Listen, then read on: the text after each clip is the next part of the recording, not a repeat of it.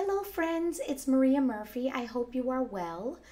We've been talking about pivoting versus panicking. And we're going to, I wasn't able to get on here last Thursday due to some unforeseen circumstances. So today we're going to combine the last two videos and I'm going to make it one. Before I do, I just wanted to check in and I just pray that you are well. I know our nation is going through some very tough times right now. It's a lot of unrest, uneasiness, a lot of things that have transpired. Starting with the murder of George Floyd, which we all witnessed, and it just grieved me in seeing that. If you saw it, I'm sure you felt the same way.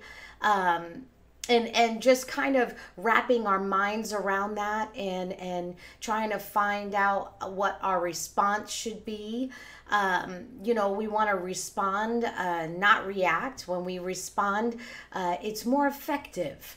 And so looking for ways, I just pray for you as you do that. I know for myself, I've had to do that as well. And so I just want you to know that I am praying for you. I'm a person of faith, and I always approach these type of situations in that way. And so I'm praying for you. I'm praying for our nation, that as we heal, as we move forward, we've heard that there have finally been arrests made, more arrests made around this. And so I just pray that justice is carried out to the full extent of the law as it should be. And so, and pray that our communities, as we begin to heal and as we begin to have those conversations, which are so necessary to have right now, no matter what you think or where you are, what your background is, what your race is, the conversations are what's important. I'm happy to see on my timeline because I've got it that way. I've blocked negativity and all of that. And so I love the conversations that I'm seeing on my timeline from individuals just asking questions and just having effective conversations, because that is what's going to help us heal and move forward, and not just do things temporarily and be back in the same position in the future. And so I just pray today that's what I'm doing, and also doing the things I know I need to do in terms of having conversations and doing, first of all, what I'm taught to do, what I've been taught to do since I was young, and that is loving people. And so loving everybody. And so just making sure that I am doing that no matter what. So today's lesson is about pivoting versus panicking. And we're hearing that word pivot a lot in business. A lot of businesses during COVID-19 had to pivot. Those who did are still in existence. Those who did not are going to have a hard time, unfortunately, because we had to change the way we do things. As a church, in my life, that's the business I have, and we've had to pivot. We've had to do service online.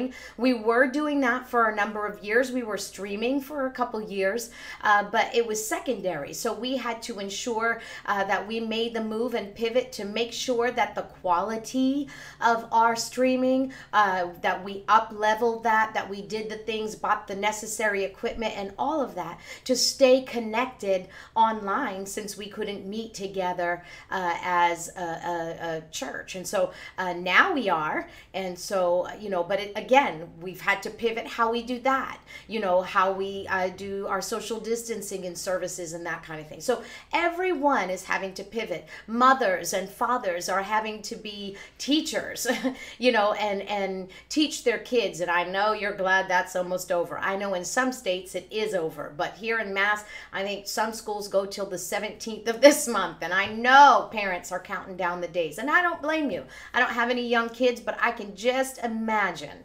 And I've heard stories. And so, and I know some of the kids are like, oh, I prefer my teacher over my mother. Because us moms, I know we can be tough. And so God bless you all. I know we're getting at the tail end of this for school. So I just pray for much grace and strength for you. When we look at the word panic, The word panic is sudden, uncontrollable fear or anxiety, often causing wildly unthinking behavior. And some synonyms are alarm, anxiety, nervousness, fear, fright, dread, cold sweat, terror, and tizzy. And just reading these words can really get an uneasy feeling. I mean, just reading that. And I don't know if you've ever had a panic attack. I've experienced that, and I know a lot of people who have, but it really is uncontrollable. It feels like you lose total control. And you look back and you think, if I was in my right mind and I had control, I would probably not have done that. And that is some things that I think about. I think of times when I've panicked. And I shared this message in church on Mother's Day. And I shared a story of when I got hit by my own car. And I was the driver. How does that work? Not going to share it here. But if you go on our church Facebook page, you'll see the story there. But really, I mean, when I look back at it, I'm like, how stupid. Not my proudest moment. And so, but we do things that we don't think, because we're not thinking. You lose that sense of thinking. And so when I look at the word panic, let's unpack that real quick. So the letter P, when we panic, we experience pain. And this can manifest physically as a heaviness, or we can even have chest pains.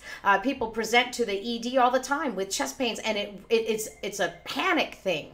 And so it can cause emotional and mental stress. The letter A in the word panic, we abandon common sense. And I just talked about this. Thinking goes out the window. And, it just goes out the window. You ever been there? I know I have. And then the letter N, we focus on negativity. And even when someone tries to show us the positive in a situation, we can't see past the negative. Our current perspective is based on what we're feeling. And so we tend to focus on the negative. And the letter I, we become impatient. When we don't see things changing at the pace we think they should, we begin to get impatient and we get irritated and frustrated. Ever been there? I have. That's what happens when we panic. And then for the letter C in the word panic, we complicate the situation. In times of challenge, it's easier to break things down and simplify them. So that way we can deal with one thing at a time. But we tend to complicate things when we panic because we can't see past, again, we lose our perspective. We're seeing things in the muck. We're seeing things as they are, and we can't see past that current circumstance. So we focus on the unknowns instead of focusing on the things that we can control. And everything looks complicated and impossible. Ever been there? Ever panic? Ever experienced any of that? Yeah, I know I have. I've done that, and it's not a good place to be in. And a lot of people have done that during the COVID-19. Some people are doing that now with this civil unrest that we have, with the injustices that we're facing. Some people are panicking because they don't know what to do. Instead of panicking, there's a better way. And when we do this, we'll come out of the situation in a much better way. And that is to pivot. And I want to break that word down for us by, again, using the letters in the word pivot. And so when we pivot, the letter P, we remain in peace. We remain in peace. I'm a person of faith, and I believe what the Bible says about peace. And I've walked through grocery stores where I've seen panic during, especially at the beginning when there were shortages and things like that. And I've just been in peace because it's not an external peace. It's an internal peace that I carry with me everywhere that I go. And because I do that, I'm able to help others stay in peace. And I say remain in peace peace. Because if you start that way, you'll continue that way. And when circumstances like what we're facing today happen, you remain in it. It's easier to remain in something when you're already in it. And so I remain in peace. And I do that by looking at what the Bible says. And there are many verses that talk about peace being a fruit of the Spirit. And if I live with that, I can experience that peace even in the midst of troubled times. And then the next letter is I. We influence the situation. Instead of allowing the situation to have an effect on us or change our character, we influence the situation. We maintain our character, our values, the things we believe in, the core beliefs that we have. We stay grounded in that, and we influence that situation that's around us. We influence that instead of it changing us. And you see a lot of people change when they face difficult situations. And when we stay in peace, we can do that. We can influence the situation and let our kids and those around us see us get through that with grace and dignity and keeping and holding on to our core values. For the letter V, when we pivot, we don't lose sight of our vision. Vision is the ability to think about or plan the future with imagination and wisdom. And in difficult situations, everything tells you, don't plan for the future, especially when COVID-19 first started. Why are you planning? I mean, the calendar goes out the window because everything you planned, you really can't do by law. They made it that way. And so, you tend to say, why even bother planning for the future? No, continue. Yes, live in the present.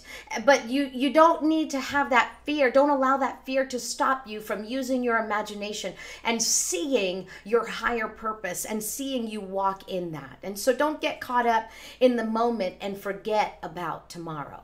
So that's the letter V. And then the letter O, we overcome. When we do these things, we overcome. We get through that situation. We overcome the fear of whatever is around us, and we step out. We put small wins under our belt. Celebrate those small things. Let your kids see you celebrating those things. Let people around you in on that celebration, because I tell you, those small wins lead to big ones. And so we overcome. And finally, when we overcome the challenge, the letter T in the word pivot, we're able to teach others. And not so much by sitting down and having a podcast. Those are great. These kind of things are great. But everyone can teach someone by modeling that example, being that example of someone who pivots and overcomes challenges, not because you didn't have any challenges to overcome, but because you did. You had big challenges, but you didn't panic. You didn't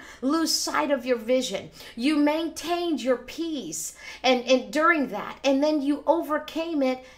Now you can teach others. You can show them how to do that in their own lives.